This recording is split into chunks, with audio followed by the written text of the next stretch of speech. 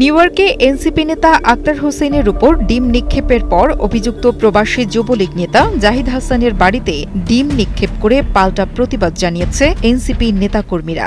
আমাদের প্রধান উপদেষ্টা সহ জাতীয় নেতারা মার্কিন আমেরিকাতে যাওয়াতে আওয়ামী কুলাঙ্গাররা তাদের সাথে অশোভনীয় আচরণ করাতে আমরা ওই আওয়ামী কুলাঙ্গারের বাড়িতে প্রতিবাদ হিসেবে এই ডিম নিক্ষেপ করলাম। ডিম নিক্ষেপের ঘটনায় স্থানীয় সময় সোমবার রাতে জ্যাকসন হাইটস নবান্ন রেস্টুরেন্টের সামনে থেকে জাহিদ হাসানকে গ্রেপ্তার করে নিউ ইয়র্ক পুলিশ। জিজ্ঞাসাবাদের পর তাকে হাতকড়া পরিয়ে আটক করে নিয়ে যাওয়া হয়। একদিন পর মঙ্গলবার রাত ৯টায় জামিনে মুক্তি পান জাহিদ। বিষয়টি নিশ্চিত করেছেন ওয়াশিংটন যুবলীগের সভাপতি সাইফুল ইসলাম। জাতিসংঘ সাধারণ পরিষদের ৮০তম অধিবেশনে যোগ দিতে অন্তর্বর্তী সরকারের প্রধান উপদেষ্টা অধ্যাপক মোহাম্মদ ইউনূসের সফর সঙ্গী হিসেবে গত সোমবার যুক্তরাষ্ট্রের নিউ ইয়র্কে যান বিএনপি ও এনসিপির নেতারা। জন এফ কেনেডি আন্তর্জাতিক বিমানবন্দরে পৌঁছালে আওয়ামী লীগের নেতাকর্মীরা আক্তার হোসেনকে লক্ষ্য করে ডিম ছোড়েন এবং তাসনিম জারাকে কটূক্তি করেন।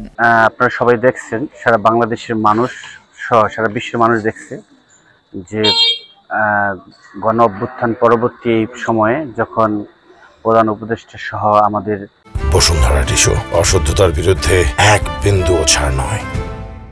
জাতীয় নেতৃবৃন্দ যে সফর আপনার নিউ ইয়র্কের উদ্দেশ্যে এবং নিউ ইয়র্ক পৌঁছানোর পরে আপনার এই ফ্যাসিস্ট আওয়ামী সন্ত্রাসী গুন্ডা বাহিনী যে ধরনের একটি মব সৃষ্টি করেছে নিউ ইয়র্কের মতো একটি জায়গায়। ওই ঘটনাকেই কেন্দ্র করে গতকাল মঙ্গলবার সন্ধ্যা ৭টার দিকে জেলা এনসিপির সমন্বয়কারী অ্যাডভোকেট রুহুল আমিনের নেতৃত্বে একটি বিক্ষোভ মিছিল বের হয়। শরীয়তপুরের নড়িয়া উপজেলার চামটা ইউনিয়নের তেলিপাড়া এলাকায় জাহিদ হাসানের গ্রামের বাড়ির প্রধান ফটক ও দেওয়ালে ডিম নিক্ষেপ করেন।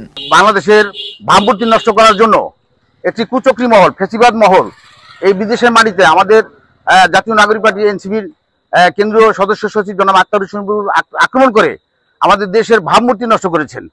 এই অবস্থা চলতে থাকলে আমাদের দেশের ভাবমূর্তি কখনোই পুনরুদ্ধার হবে না। আমরা এর তীব্র প্রতিবাদ ও ঘৃণা জানাচ্ছি। জাহিদ হাসানের গ্রামের বাড়িতে ডিম নিক্ষেপের ঘটনায় উত্তেজনা সৃষ্টি হয়। খবর পাওয়ার সাথে সাথে পরিস্থিতি নিয়ন্ত্রণে আনতে অতিরিক্ত পুলিশ মোতায়েন করে স্থানীয় প্রশাসন।